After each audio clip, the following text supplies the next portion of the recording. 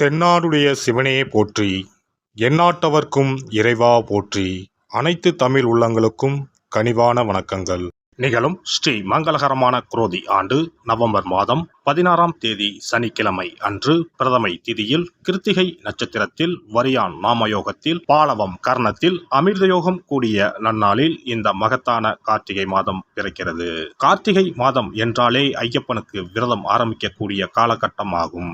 மற்ற எந்த மாதத்திற்கும் இல்லாத தனிச்சிறப்பு கார்த்திகை மாதத்திற்கு உண்டு.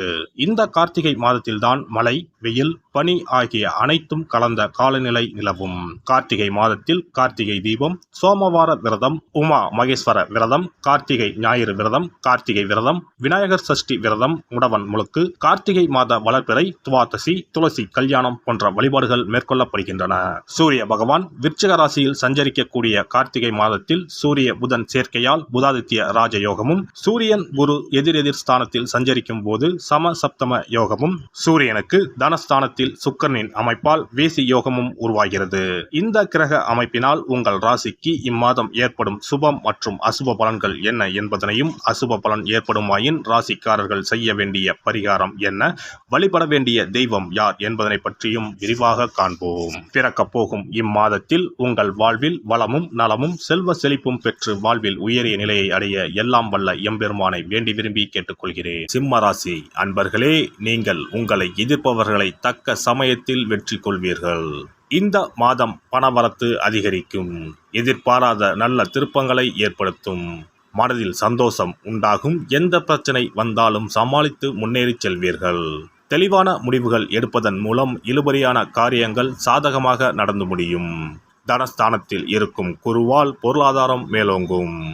மற்றவர்கள் பாராட்டக்கூடிய மிகப்பெரிய செயலை செய்து முடிப்பீர்கள். தொழில் வியாபாரம் சிறப்பாக நடைபெறும். பழைய பாக்கிகள் அனைத்தும் வசூலாகும். புதிய ஆர்டர்கள் கிடைக்கும். முக்கிய நபர்களின் ஆதரவை கிடைக்கப் பெறுவீர்கள். உத்தியோகத்தில் இருப்பவர்களின் பணம் சம்பாதிக்கும் திறமை அதிகரிக்கும். மேலதிகாரிகள் கொடுத்த வேலையை திறமையுடன் செய்து முடித்து பாராட்டுகளை பெறுவீர்கள். குடும்பத்தில் இருந்து வந்த கவலைகள் குறையும். கணவன் மனைவிக்கு இடையே மகிழ்ச்சி நிலவும். குழந்தைகளின் எதிர்காலம் பற்றிய சிந்தனைகள் மேலோங்கும். நண்பர்களால் தேவையான உதவிகள் கிடைக்கும். பெண்களை பொறுத்தவரை எந்த தடைகளையும் தாண்டி எடுத்த காரியத்தில் வெற்றி பெறுவீர்கள். மனதில் மகிழ்ச்சி உண்டாகும். கலைத்துறையினருக்கு எதிர்காலம் பற்றிய சிந்தனை மேலோங்கும். எல்லா காரியங்களும் நல்லபடியாக நடக்கும். எடுத்துக்கொண்ட வேலைகளில் இருந்த பிரச்சனைகள் தீரும். ஆராய்ந்து செய்யும் காரியங்கள் சாதகமான பலனை தரும். அரசியல் துறையினருக்கு ஆயுதங்கள் கையாளும் போதும் வாகனங்களை ஓட்டும் போதும் எச்சரிக்கை அவசியம். வீண் செலவுகள் ஏற்படும். அடுத்தவருக்கு எவ்வளவு நல்லது செய்தாலும் அது எடுபடாமல் போகலாம். மாணவர்களுக்கு கல்வியில் முன்னேற்றம் உண்டாகும். எதிர்ப்புகளை சாமர்த்தியமாக சமாளிப்பீர்கள். நட்சத்திர பலன்கள். மகம் நட்சத்திரம். இந்த மாதம் தொழில் வியாபாரம் மூலம் வரவேண்டிய லாபம் தாமதப்படும். எதிர்பார்த்த நிதியுதவி ஓரளவுக்கு கிடைக்கும். ஆர்டர்களுக்காக இருந்த அலைச்சல் குறையும். உத்தியோகத்தில் இருப்பவர்களுக்கு விருப்பம் இல்லாத இடமாற்றம் வரலாம். பூரம் நட்சத்திரம். இந்த மாதம் குடும்பத்தில் வீண் வாக்குவாதங்கள் ஏற்படும். கணவன் மனைவிக்கு இடையே நிதானத்தை கடைபிடிப்பது நல்லது. பிள்ளைகள் உடல் ஆரோக்கியத்தில் கவனம் தேவை. உறவினர்கள் நண்பர்களிடம் கவனமாக பழகுவது நல்லது.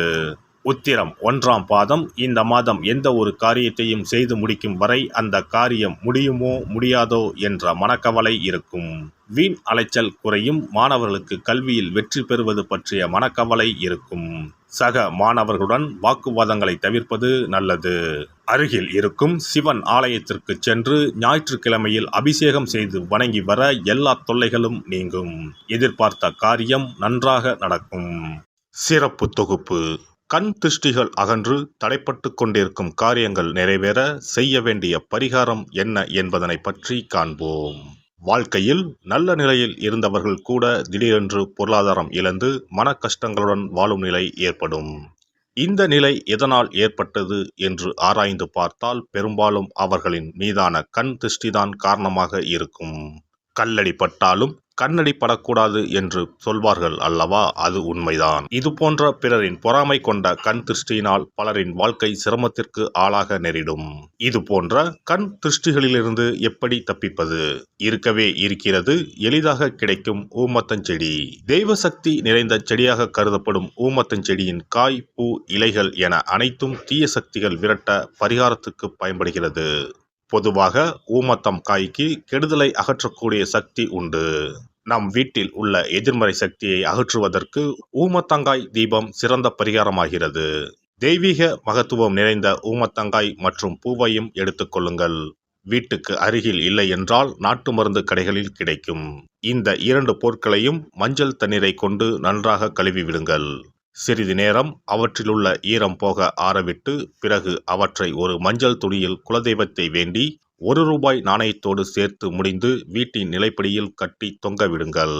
இந்த முடிச்சை வெள்ளிக்கிழமை அல்லது ஞாயிற்றுக்கிழமைகளில் தயார் செய்து வாசல் படியில் கட்டுவது சிறப்பு. தினமும் வீட்டில் தீபம் ஏற்றி காண்பிக்கும் போது இந்த முடிச்சுக்கும் காண்பிக்கவும். இதேபோல் ஊமத்தம் இலைகள் கிடைத்தால் அந்த இலைகளை சுத்தமான மஞ்சள் தண்ணீரில் கழுவிவிட்டு அவற்றை கொண்டு வீட்டில் இருக்கும் விநாயகருக்கு திங்கள் கிழமைகளில் தொடர்ந்து அர்ச்சனை செய்து வர வேண்டும். ஊமத்தம் பூவையும் விநாயகருக்கு சூட்டலாம். 3 வாரங்கள் தொடர்ந்து திங்கள் கிழமைகளில் விநாயகருக்கு ஊமத்தை இலையால் அர்ச்சனை செய்து ஊமத்தம் பூவை சூட்டி வழிபட்டால் வீட்டில் உள்ள கெட்ட சக்தி நடமாட்டம் மற்றும் கண் திருஷ்டிகள் தீரும். ஊமத்தம் செடியும் சிவபெருமானுக்கு உகந்த இலை ஆகும். இந்த ஊமத்தங்காய் வைத்து சிவபெருமானுக்கு தீபம் ஏற்றி வழிபடுவதன் மூலம் நமது பிரச்சனைகளில் இருந்து எளிதாக விடுபட முடியும். முதலில் 2 ஊமத்தங்காய்களை எடுத்துக்கொள்ள வேண்டும். அவற்றின் மீது முட்கள் இருப்பதால் மிகவும் கவனமாக கையாள வேண்டும். ஊமத்தங்காயின் காம்பு பகுதிகளை வெட்டி கொண்டு கத்தியை பயன்படுத்தி ஊமத்தங்காயின் உள்ளே இருக்கும் விதை பகுதியை முழுவதுமாக நீக்கிவிட வேண்டும். பின்னர் 2 அகல் விளக்குகள் மற்றும் விளக்கு வைப்பதற்கான 2 தட்டுகளை எடுத்து சுத்தம் செய்து அவற்றிற்கு மஞ்சள் குங்குமம் போட்டு வைத்துக் கொள்ள வேண்டும். பின்னர் 2 தட்டின் மீதும் ஒவ்வொரு அகல் விளக்கை வைத்துக் கொள்ள வேண்டும். அதன் பிறகு எப்போதும் பூஜை செய்வதற்கு வைப்பது போன்ற வெத்தலைப்பாக்கு, பழம் போன்றவற்றை வைத்துவிட்டு 2 விளக்குகளையும் ஏற்றி சிவபெருமானை மனதார வேண்டிக் கொள்ள வேண்டும். எனக்கு இருக்கும் பிரச்சனைகள் அனைத்தும் தீர்ந்து இன்பமான வாழ்க்கை கிடைக்க வேண்டும் என வேண்டிக் கொள்ள வேண்டும். இந்த பூஜையை வெள்ளிக்கிழமை அன்று தொடங்கினால் தொடர்ந்து 9 வெள்ளிக்கிழமைகள் செய்ய வேண்டும். ஊமத்தங்காயின் மீது எவ்வாறு முட்கள் இருக்கிறதோ அதுபோல நமது வாழ்க்கையில் இருக்கும் முட்கள் போன்ற பிரச்சனைகளை அவை தீர்த்து வைக்கின்றன. இந்த பூஜையை நாம் தொடர்ந்து செய்து வருவதால் நம் மீது இருக்கும் கண் திருஷ்டிகள் அகன்றுவிடும். தீராத துயரங்கள் தீர்ந்துவிடும். பணம், நகை நம்மிடம் பெருகி வரும். சிலருக்கு கையில் சுத்தமாக பணம் இருக்காது. வறுமை தாண்டவமாடும். கடன் தொல்லையால் கஷ்டப்படுவார்கள். பண பிரச்சனையில் சிக்கி கொண்டிருப்பவர்கள் இந்த தீபத்தை ஏற்றினால் 3 வாரங்களில் நல்ல பலனை பெற முடியும். தொழிலில் நல்ல முன்னேற்றம் இருக்கும். கடன் பிரச்சனைகள் தீரும். உறவினர்களிடையே பகைமை இருந்தால் அவையும் மறைந்துவிடும். நோய்வாய் உள்ளவர்கள் இந்த தீபத்தை ஏற்றுவதன் மூலம் நல்ல பலனை பெற முடியும். பொதுவாகவே எந்த பரிகாரம் என்றாலும் அதை முழு நம்பிக்கையுடன் செய்தால் மட்டுமே முழு பலன் கிடைக்கும் என்பதை நினைவில் கொள்ளுங்கள். எல்லாம் வல்ல இறையருளால் நீங்களும் உங்கள் அன்பு குடும்பமும் உடல் நலம், நீலாயுள், நிறை செல்வம், உயர் புகழ், மெய்ஞானம் ஓங்கி வாழ்க வளமுடன். இந்த வீடியோ பதிவு உங்களுக்கு பிடித்திருந்தால் லைக் பண்ணுங்க, கமெண்ட் பண்ணுங்க, ஷேர் பண்ணுங்க. மறக்காம சப்ஸ்கிரைப் பண்ணுங்க. பக்கத்துல இருக்கிற பெல் பட்டனை கிளிக் பண்ணுங்க. நன்றி, வணக்கம். ஓம் நமச்சிவாய. சிவாய நம.